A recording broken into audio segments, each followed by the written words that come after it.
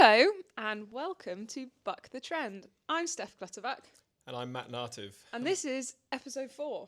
Yeah, welcome back, episode 4. 4, show me the door. I am semi-delirious, I think is probably the right word. I'm like 10 days into training camp now, so I'm quite on edge. You just got over the hangry stage.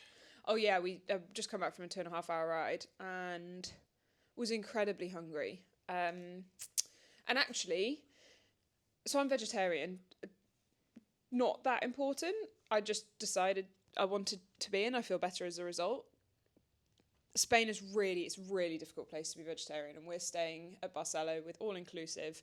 And there's not a huge amount of vegetarian choice to get protein in, hence bringing our own and stuff. But there is a pool bar, and I just went down to ask for a vegetarian sandwich, and they offered me ham and cheese. Yeah. So, I wasn't particularly happy about that. So I went to the shop and bought a spinach pastry, which is actually delicious, and I do miss them when I'm not here. But there we go. So, hanger moment over. Steph's back. Steph's back and able to film a podcast, which is always good. And should we kick off with a run-through of the last 7 days? Yep, you can kick us off. I can kick you off. So I was here solo for a little bit, but not really solo because there were so many people around, and we had some really good weather in the first week that I was here. Low wind days, sun was shining pretty much every day apart from like one storm, which was fab. And I think last week was my highest hours done as a triathlete, or certainly since started working with Tim, which was excellent, and body's feeling really good this week as well. So clearly absorbing the load. And a lot of those hours from the bike. Oh, predominantly from the bike. So swim is essentially the same as what I'm doing in the UK, as is running, but we're just out here to get some bike miles in. Sorry for those watching on YouTube. Matt's got his elbow on my knee. It was hurting. I'll get more comfortable here. So we're doing, I think it was like just over 15 hours of riding last week, which isn't loads in the grand scheme of things, but it is when you've been doing like 7 to this point. So, and the majority on the turbo.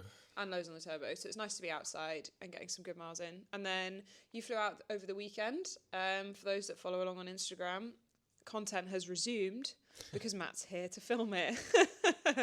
I'm terrible at doing it on my own.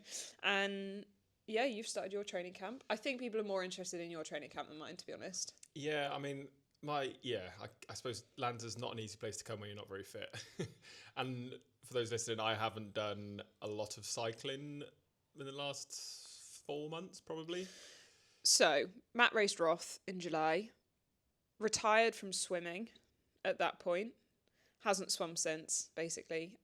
He's been on his bike twice since July, and then come out to Lanzarote and hired a bike. Yeah, and I've had 4 days on the bike now, and actually, to be fair, the legs are starting to come back. They're starting to wake up and realise that I can actually do a bit of cycling. They remember. But I'm not at the stage, I'm not fit enough where I can do a good 5-hour slog on the bike, really. So I'm just doing a good hour and a half, 2.5 hours, just enjoying riding again, really. And it's hard. Like, riding here is pretty hard, especially at the moment. So the wind picked up 2 days ago. And riding with Steph is hard, especially uphill. On the flat, it's all okay. Flat and tailwind, you're fine. That's your jam. As long as I can tuck behind you on the headwind, which there isn't much of a draft, but... No. I think everyone has to work hard into a headwind. Yeah, but if anyone's ever been to Lanza, they'll know when it's windy. It's quite windy. Yeah, I got to the turnaround point today. Normalized power of like 206 watts. Average speed of like 24.9 k an hour. And it was flat. It was out to Orzola. And I was like, okay, this is fun. And then climbed the climb out of Orzola. And it literally didn't have to try. I just got blown up the hill, which was wonderful. Yeah. So basically, Steph's in her second week. I'm in my first week. Probably both just as tired as each other now. Yeah. So Matt arrived, and I've built up quite a bit of fatigue. So I've been going to bed early. I love an early night anyway. It's like my favourite thing ever. And Matt was laughing because I was asleep by 8:15. His first full day where he did a swim, a bike and a run, a full triathlon, separately with multiple hours rest between.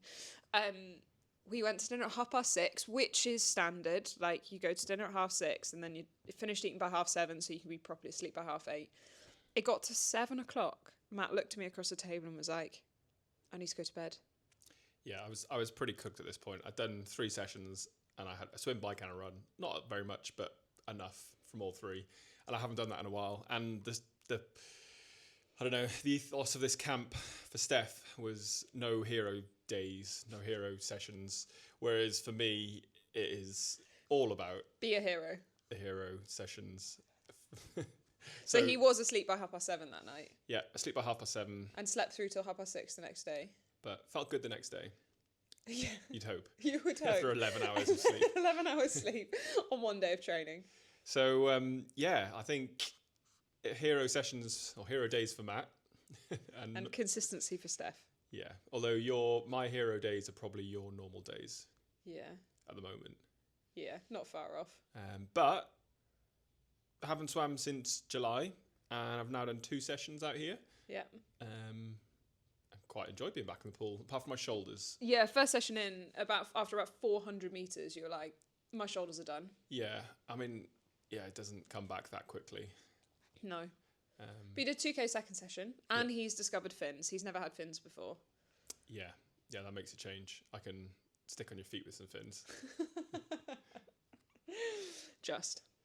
So, back in the pool. I mean, my swim camp will probably start and finish here. And then we'll restart again in March when we come back out. Yes.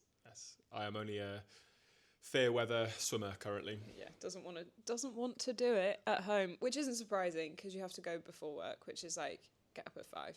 Yeah. So that's a flavour of how camp's been going for both of us. So we've just about stayed awake for this recording. Well, we were supposed to record it last night, so it's now Wednesday. Yes. And we were going to record it last night. But you went for beers instead. Yeah, I mean, you can blame Jack Schofield for that one. Yeah, Jack Schofield, it's all Jack's fault. But and I was asleep anyway, so would not. I had a 5-hour ride yesterday, and I got rained on 8 times. So for those that haven't been to Lanzarote before, when the rain comes, it's really localised, and you can watch it come because it's just like a rain cloud that comes and rains and then gets blown through, especially at the moment when we've got like 30-mile-an-hour winds consistently. And I was on one of the coast roads and just watched these rain clouds blow towards me from multiple different directions. I must have had like a beacon on my head that said, rain on me.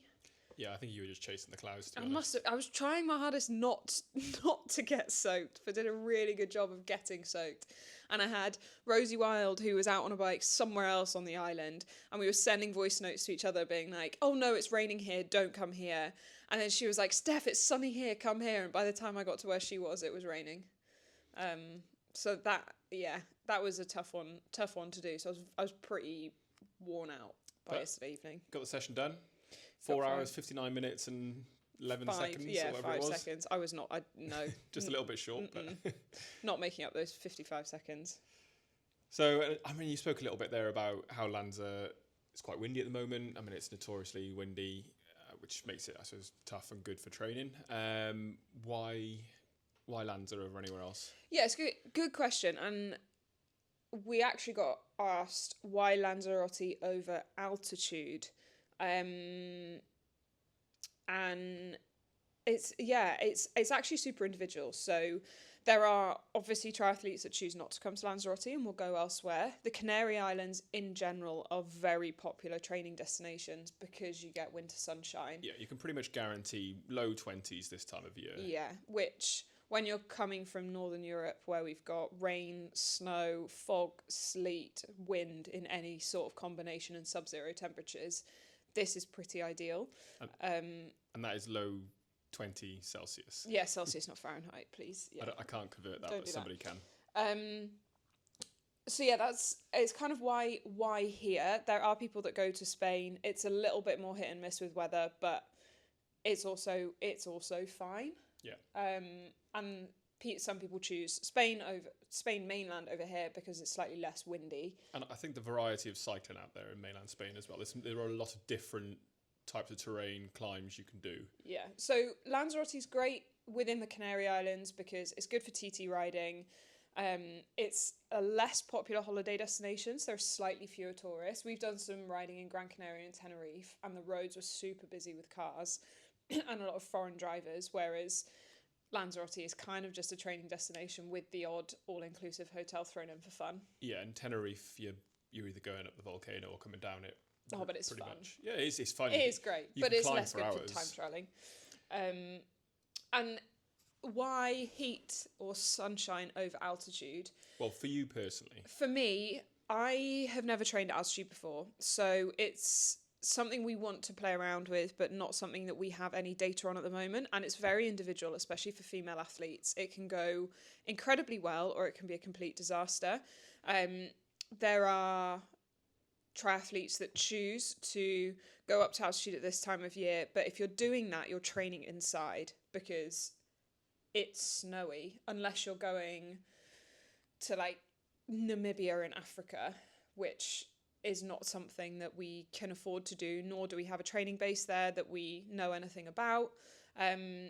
So it's, I wanted to get time riding outside, which was the purpose of the camp. So therefore, going somewhere where I could ride my bike outside was important, because if I wanted to ride inside more, I'd just do that at home and save a bit of money. Yeah, and back from our rowing days, we've seen a lot of altitude camps. Like you say, it's a lot of it is indoors through this time of the year.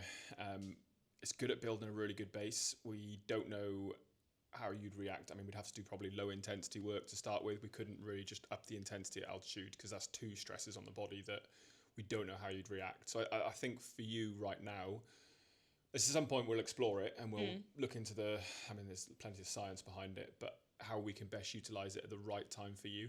Yeah. I also came to this camp like unfit. Not unfit, but less fit. Yeah. So chucking in a get fit camp with altitude training, like you say, would just be too stressful. Yeah. Because I think that leads to the next point is where we're going, I guess. And there's, you've entered your first race. So potentially starting April, May? April. And we're currently in, coming towards the end of January, even though it feels like January has been about longest 50 plus month. days. January the 52nd or whatever it feels like. Not that I'm complaining, because I've spent half of it here. Yeah. So the countdown towards April is on, really. Yeah, it's essentially 2 weeks and 5 days till the race, 2 months and 5 days, until the race that I've entered. It's still like a maybe. I think each day that goes by, I'm getting more and more confident that my body will be ready to race. Yeah. But given that it's likely going to be a long season and I want to race well in October, I didn't want to force my body and my mind to be ready to race when it's not. But I'm excited, so I feel like we're just going to go for it. And see where you're at. Yeah, 100%. This time of the year, I mean, you're not looking to peak now. You certainly aren't ready to peak now, but we need to start. We've still got lessons to learn. Yeah. And just a marker of where we're at this time of the year in 2 months' time. We put a lot of work, and there's still a lot more work to be put in, and then we can see where we're at. Yeah, I think about how different I feel now compared to 4 weeks ago. We'll replicate that over the next 4 weeks, and then I come back to Lanzarote in March. Yeah. I'll basically feel like a different athlete again. So yeah, it's quite an exciting time of year because you're seeing progress literally day on day. Like today I went out and my heart rate was lower and my watts were better and my legs were feeling better than they did yesterday. So we're kind of at that point where your body is adapting faster than you know what to do with, and it's remembering the fitness that you built up pre-break, and the conditioning is coming back and you're like, okay, yeah, I remember I was actually in really good shape before we took our break, and that doesn't all disappear. So yeah, I feel like I'm going to be ready to race in a couple of months, which is fab. So that's your first race. What about Matt's first race? Yeah, we need your help. Matt doesn't know what to do. Yeah, I'm currently in the stage of a bit lost. Not lost. I did Roth the last time, and I did. And I'd had the goal of wanting to go into 10 hours for a long time. Well, not a long time, but just wanted to tick that box. Like I said, scratch that itch. And that's now been done. And it's now what next? So, I mean, a lot of my annual leave and everything is spent traveling with Steph. But there's a few races, I don't know, it's what excites me and I can get myself back up for training for, really, because I haven't really had a goal. But I've got a few half marathons planned in, so that'll be early part of the season, is to get a few half marathons in. Probably need to get into a bit of better running shape, but we're getting there. We're building the base. So yeah, any races, I don't think it would be a full Ironman, but I think potentially a half distance or even some fun Olympic distance, maybe. The thing is, I think for you need to have a goal that scares you into training. Yeah, but because if you think you can just get round, you'll just be like, meh, I'll just not bother. Yeah, but I don't think. I don't think it needs. I don't think it should be a full, because I think you spent your emotional coins on that last year. I would like to see Matt do another ultra marathon. I think that might actually get him running and training. Well, yeah, I'm about to have ticked off 155 Ks this month, which, I mean, in the grand scheme of things isn't that big, but considering I started back running in January the 1st, it's quite a nice place to be. I'm definitely feeling a lot better out there now. So yeah, that's averaging just over 5k a day at the moment. Maybe we get you a 70k. We get you a 70k in the diary to train for. Yeah, I reckon I could rope a couple of friends along. The thing is, with the ultras, I don't like doing them alone. I enjoy doing it with a team. I'm a team player, really. I enjoy it, whereas an Ironman and things like that, it's definitely all by yourself. I mean, you know, you've done plenty yourself. I quite enjoy the team aspects of sport, sharing the sort of journey and the suffering together. I just find I get more out of myself and others just from the experience and digging deep together. So maybe I could probably sign. I reckon Gareth would join me for a good 70k or something. Gareth would leave you behind. No, he wouldn't. He'd run with me. Okay, so recommendations for 70 to 100 kilometre ultramarathons in the UK that are not in mountains. I think let's go simple to start with. Let's not add in like fell running straight away. Yeah, and definitely not in October, probably not September. We'll see. We'll have a look at the calendar. I've still got the sub 3 marathon to tick off at some point, but I don't know if that'll be this year or not. The marathon I was going to enter is full. Oh no, what a shame. So yeah, that's where I'm at. So any suggestions, any good races, any fun races, challenging races, not even challenging, just good vibes. Good vibe. We want good vibe racing. So yeah, that's where we're at racing wise. We've got some exciting announcements coming up. We do. So I've kind of been half teasing it on my Instagram, but I don't want to be that person that builds too much suspense way too early. But we do have a new bike partner that we can't announce just yet, but we will be announcing soon, which is very exciting. Just waiting for basically the shoot to the reveal, the go ahead, the reveal. So yeah, that's going to be so fun and is a huge moment for Matt and I, to be fair, because a lot of hard work's gone into it. Yeah, huge amount of hard work building the community, building our platform on Instagram, building the brand. So yeah, the fact that we've got a bike company that wants to come on board into my second year as a professional is not something that we ever thought was going to happen. So thank you all for supporting, because your support has meant that stuff like this can happen. So yeah, keep your eyes peeled for the next couple of weeks. They are the big partner announcement that we're going to be making. Yeah. And we'll give you a date when we've got a date. We just get our ducks in a row. Along with a few others along the way. Yes. Oh yeah, there's plenty more. That's just the big exciting one. And if anyone else wants to join the journey, yeah, we're drop always us a message. Always open for more. I've talked a little bit about my coming back on second camp, so yeah, I'll just kind of explain why. So like this camp has been about getting back into the swing of things. So I've got some more long rides over the next 5 days, but primarily it's just a lot of aerobic work. I had one bit of quality on the run last week. I've got a bike quality session on Friday this week, and then 2 kind of semi-hard swims. But primarily it's all been aerobic work. In March, when we come back, it will be much more race-specific stuff. So there'll be more quality.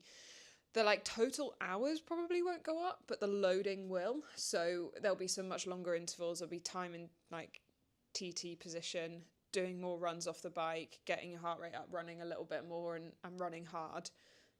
Just starting to fine tune things ready for camp beginning of April. So it's a similar, I guess the thinking is similar. The weather here is better in March than it is in the UK. So I'll be able to do that preparation outside, which for me, it's just easy, especially staying somewhere like this. I can roll out of bed, go and get breakfast, go for a ride, come back, have breakfast. It's all easy. Yeah. Rather than having to be at home, have the commute to and from the pool, having to cook, do the washing up and general house maintenance stuff. It's just, okay, we're just going to get on with the training and then recover. Yeah, and the specificity of being on your TT bike, you're currently on your road bike at the moment. Yeah. Whereas you'll be on your TT bike for that, getting ready, like I say, in a new position, on a new bike. Obviously, we've got a bike fit to go.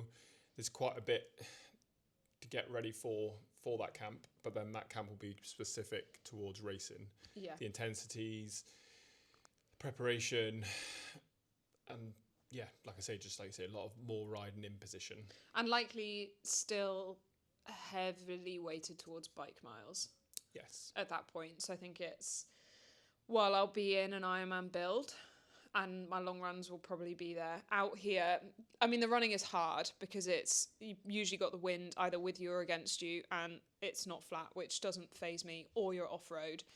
So it's much more challenging to be super strict on, I need to run this pace at this heart rate and this effort level. You kind of just have to go off, I'm going to run to this effort level. And the speed is either going to be super fast because it's a tailwind and downhill, or it's going to be much less fast because it's uphill with a headwind, or any combination of those things. So yeah, but we might see another slight increase in the run miles and probably a slight increase in the swimming with the swimming quality. But yeah, it will be predominantly cycling based again, just to make the most of the fact that I'm not at home on the turbo. I do get to go outside and get some good weather and not get wet and cold and ill and all that sort of stuff. So yeah, that'll be second camp, beginning of March. Hopefully we'll be back out here. Only 5 weeks to get through in the UK. Which is just about tolerable. Yeah, questionable. But it is crazy how quickly from that point we get straight into race season and then we're off. Yeah, it's pretty much non-stop from there. And from we first came out to Lanza, I don't know, a couple of years ago was our first sort of training camp for triathlon sort of thing. We came out for, call it a week, I think was our first time. Yeah, or 10 days or something. And then obviously the year later we taken it a little bit more seriously. I mean, last year was your first professional, so we came out for 2 weeks or 10 days again. We did. We did 2 camps. Yeah, 10 days and then 2 weeks. Yeah. So, and then this year hopefully we'll do 2, maybe 3 pre-race season, a couple of weeks. Just so that there has been a progression of build, and hopefully that will pay off. I think is the way I'm looking at this. Obviously, we've invested quite a lot to come on these camps. What we gain from them in terms of, like you've mentioned, of not having to cook, clean, wash up. Even like you say, you just stroll out of bed, straight onto the bike, straight into the pool. The barriers to entry here are very, very. There's just less. Whereas when you're at home and you've got to do a lot more for yourself, and the weather's bad. Not that you skip sessions or anything like that, but just your mentality is a lot easier out here when you wake up, the sun's out, to go and actually do this training. Yeah. So hopefully that will pay off, and that's been a big difference from us sort of as an age group side to now professional, trying to professionalize it a bit, I guess. Yeah, for sure. I think the quality is less about the miles and more about the quality of training and recovery. And while I'm here, I can just feel that the quality of training I'm putting in is just better. And I'm able to recover from these big days because I'm going to bed early, because I haven't got anything else to do other than train, eat and recover. Yeah.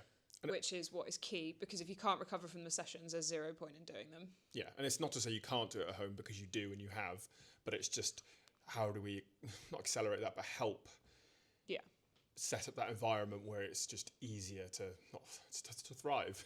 We've just turbocharged the get fit process. Yes.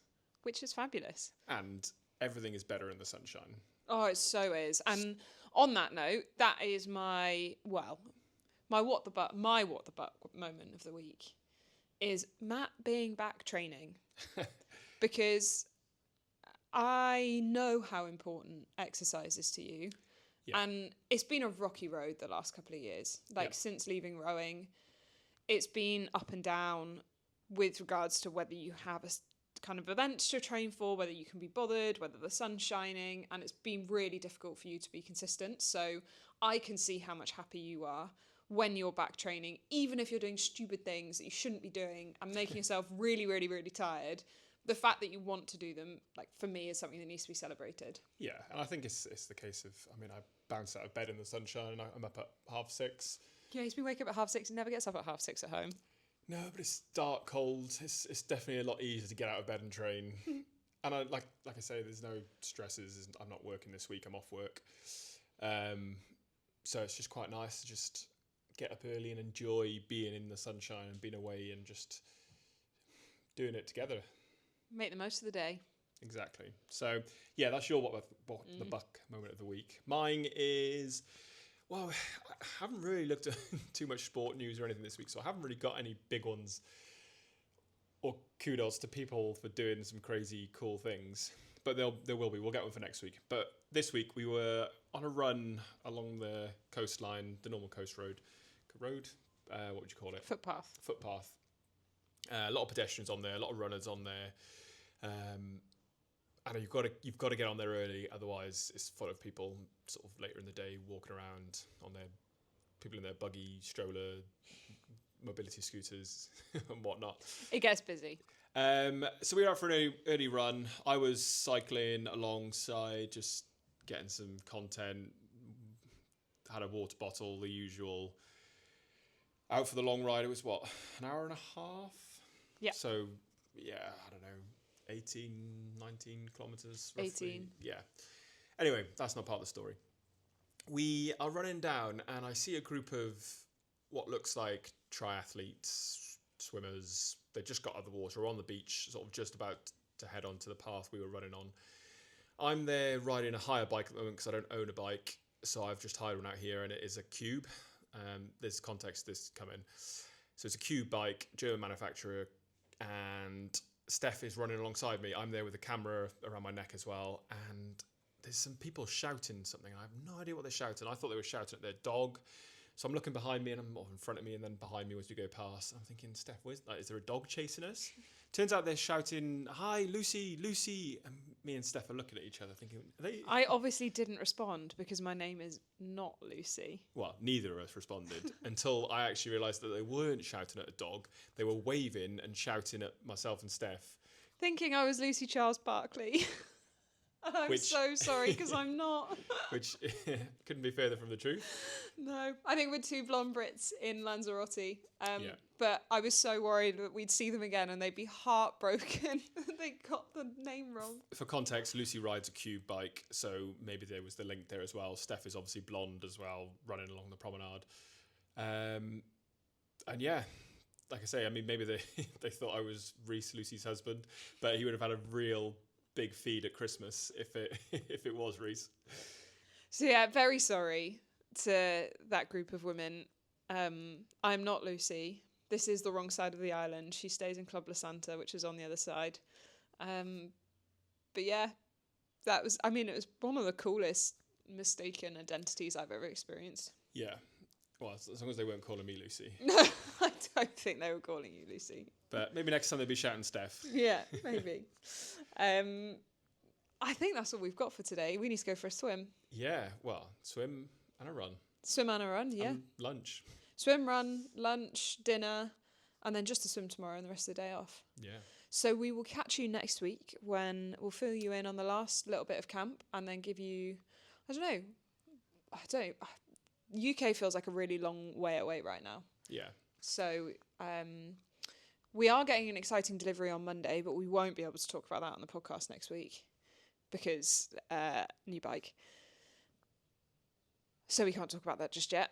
But that is very exciting. So I'm very excited. It's like Christmas happening again. But maybe next week we'll have an idea of when we can tell you. Yes. And maybe we've entered another race by next week. Maybe we have. So maybe next week we talk about the actual races rather than being that annoying person that says, oh, I've invented a race and I'm not going to tell you. Yes. So next week we'll talk you through the race plans. We'll do that when I'm back from camp and my brain is functioning again. We'll talk you through the race plans and intentions for the season. Yeah, and mine. And Matt's. He'll have a decision by next week. So yeah, fire in some race suggestions for myself. Whether that's running, cycling, maybe not swimming, maybe a little bit triathlon. Or anything else in between. But until then, we will see you next week. And thanks again for listening and watching. Bye. Bye.